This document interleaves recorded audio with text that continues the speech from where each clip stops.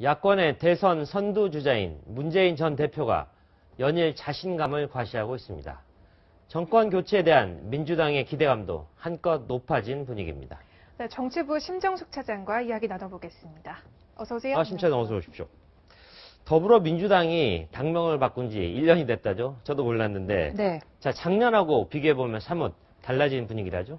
그렇습니다. 작년 바로 오늘입니다. 12월 28일 날 민주당이 당명을 바꿀 때만 해도 네. 이렇게 잘 나가게 될 것이다. 정말 많은 사람들이 예상하지 못했는데요. 그렇죠. 시계를 좀 거슬러 보겠습니다. 네. 2014년 3월 26일에 안철수, 당시에 대선 후보였다가 패했던 안철수 후보가 민주당과 합당을 하면서 새정치민주연합이라는 그렇죠. 거대 네. 야당이 탄생을 합니다. 네. 자, 문재인 대표와 둘이 그 파워 싸움을 하다가 네. 작년 2월에 전당대회에서 문재인 대표가 대표로 선출이 됐는데 그렇죠. 이 이후부터 당명을 바꾸기까지 한 10개월 동안 네. 친문과 비문 두 진영의 집안 싸움이 정말 지리멸렬하다 싶을 정도로 바람잘 날 없이 계속됩니다. 그렇죠. 당연히 당 지지도라든지 아니면 국민들의 어떤 그 호감도라든지 이런 것들도 떨어질 수밖에 없었는데요. 네. 결국은 작년 12월 13일 날 안철수 전 대표가 결별을 하고 떠나면서 할당을 하죠. 보름 만에 새 정치를 지우고 더불어민주당으로 문재인 전 대표가, 네. 문재인 당시 대표가 당명을 바꿉니다. 네. 자, 4.13 총선을 앞두고도 패색이 굉장히 짙은 듯 했지만 그렇죠. 문재인 전 대표가 바로 김종인 비대위원장을 구원투수로 영입을 하지 않습니까? 네. 뭔가 우클릭을 하면서 외연을 확장하는 듯 했습니다. 그러면서 문재인 전 대표 뒤로 빠지면서 총선을 치렀는데 네. 예상을 깨고 엄청나게 선전을 합니다. 네. 그래서 올해 초의 정당 지지도를 한번 비교를 해보면 새누리당이 거의 40%, 민주당이 20% 수준이었는데 네. 총선을 치르고 난 다음에 거의 역전을 하기 시작해서 가장 최근의 지지도를 보면 새누리당이 민주당의 거의 절반 이하 수준으로 주저앉았고요. 네. 본회의장에서의 이 존재감도 달라졌습니다. 네. 어제부로 비박신당이 갈라져 나갔잖아요. 그렇죠. 네. 그렇게 되면서 새누리당이 99석, 100석 밑으로 내려가면서 네. 바로 민주당이 중앙석을 차지하게 됩니다. 원내 일당이 됐다는 얘기입니다. 그렇군요. 위상이 완전히 달라진 모습입니다. 그러네요. 네, 민주당이 올해 신년 인사회 때는 이승만 박정희 전 대통령 참배는 안 한다고 하죠. 그렇습니다. 이 탄핵 정국 이후에 민주당의 선명성 강화 정말 빨리 바뀌는 분위기입니다. 네. 탄핵 정국 전에 그 분위기로 다시 좌클릭하고 있는 그런 모습으로도 보이는데요. 대선을 앞둔 올해 새해 첫날 과연 이 민주당 당 지도부가 박정희, 이승만 두 전직 대통령의 묘역을 찾을까 관심사였는데 올해는 참배하지 않을 것이라고 밝혔습니다.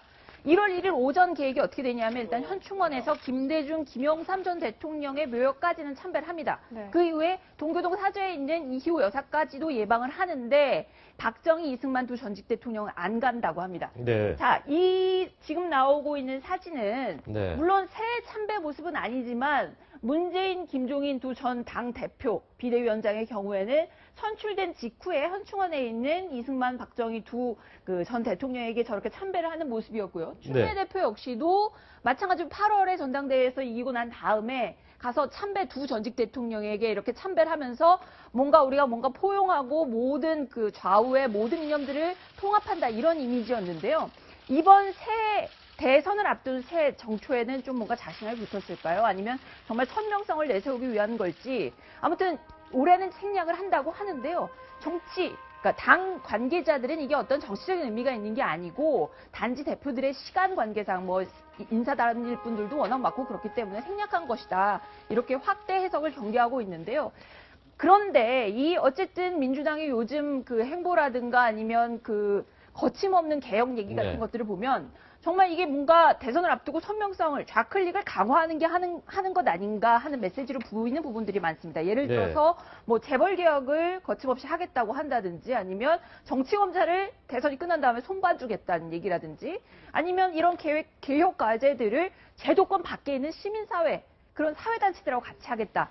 이런 얘기를 한다는 걸 보면 이런 행보 하나도 예사롭게 보이지 않는다. 이런 해석이 정치권에서 나오고 있습니다. 그렇죠. 1월 1일에 첫 번째 행사로 치러지는 행사인데 네. 그건 굉장히 심사숙고하는 건데 그렇게 조삼모사식으로 하는 건 국민을 조금 얕잡아 보는 건 아닌가 하는 생각이 듭니다. 네. 자, 문재인 전 대표 잘 나가고 있죠. 그에 걸맞게 연일 자신만만한 행보를 보이고 있다죠. 자, 나 잘 나간다는 얘기를 정말 자신만만하게 하는 것 같습니다. 승기를 잡았다고 판단했기 때문인지 문재인 전 대표를 비롯해서 야권 인사들의 발언이 정말 거침없습니다. 저희가 지금 표를 한번 만들어 봤는데요. 먼저 첫 번째는 20일 날 문재인 전 대표가 했던 연합뉴스 인터뷰에서 대권 승리를 거의 전제하는 듯한 얘기를 했습니다. 네. 대통령 집무실을 광화문 청사로 옮기고 출퇴근하는 최초의 대통령이 되겠다. 네. 그리고 예비내가 장관들 명단을 미리 국민들에게 제시하겠다. 이런 얘기까지 했잖아요. 뭐 당선자 인터뷰 같은 느낌. 그런 느낌이었습니다. 그런 데다가 문파를 자처하는 민주당의 초선 정치인이 있습니다. 김병기 의원이 네. 자, 민주당 팟캐스트에서 정말 그 험한 말을 했습니다. 네. 자, 문재인 대표의 가장 강력한 경쟁자로 여겨지고 있는 반기문 사무총장을 향해서 네. 말년을 험하게 살고 싶지 않으면 뭔가 조심해라. 대선을 포기하라는 듯한 얘기를 해서 논란이 일고 있거든요. 네. 한번 발언을 직접 들어보겠습니다. 네. 말년 험하게 되고 싶지 않으시면은 그냥 그걸 명예를 알고 그냥 조용히 저를 갖다가 야사? 나쁜 놈 만들지 마시고. 근데 저는 주저하지 않을 겁니다.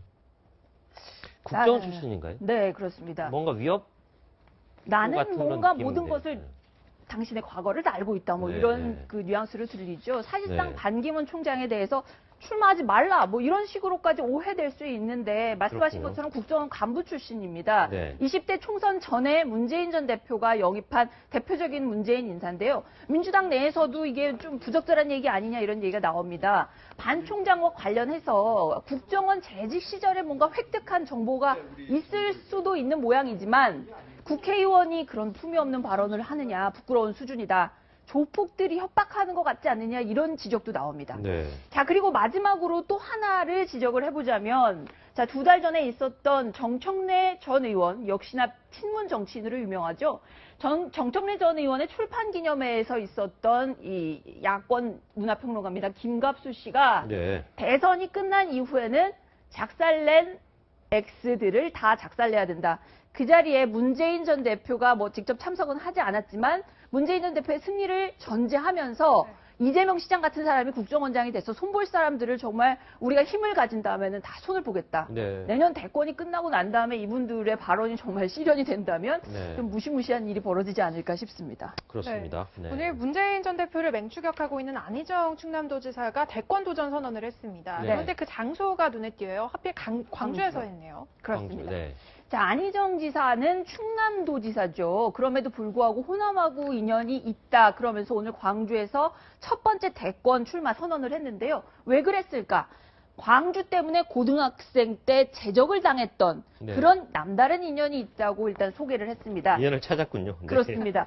이게 어쨌든 굉장히 안희정 지사 입장에서는 인생의 출발점이 된 곳이다라면서 진지하게 소개를 했는데 자, 1980년 5.18 사건을 접했을 당시에 고등학교 1학년이었는데요. 그 당시에 이 부조리한 죽음, 정말 이 무자비한 전두환 정권에 대해서 굉장히 분노를 하면서 그 운동권의 어떤 그런 이념 같은 것들을 접하게 됐고 고등학교 1학년 6개월 만에 학교에서 제적을 당하는 그런 계기가 됐습니다.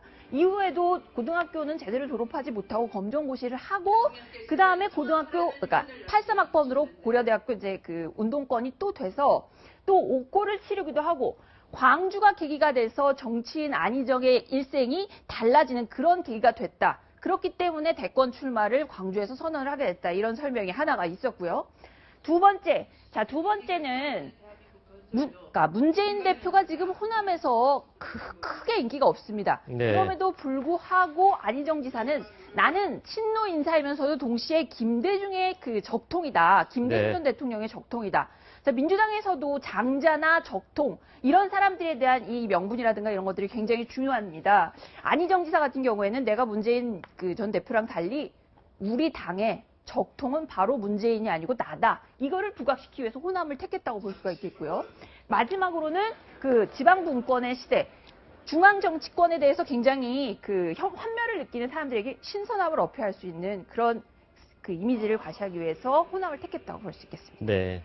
여권이 지리멸렬하다 보니까 야권의 대선 주자들 굉장히 마음이 급해 보이는데 그렇게 해서 될 일은 아니죠. 네. 네. 지금까지 정치부 신정숙 차장이었습니다. 수고했습니다. 감사합니다.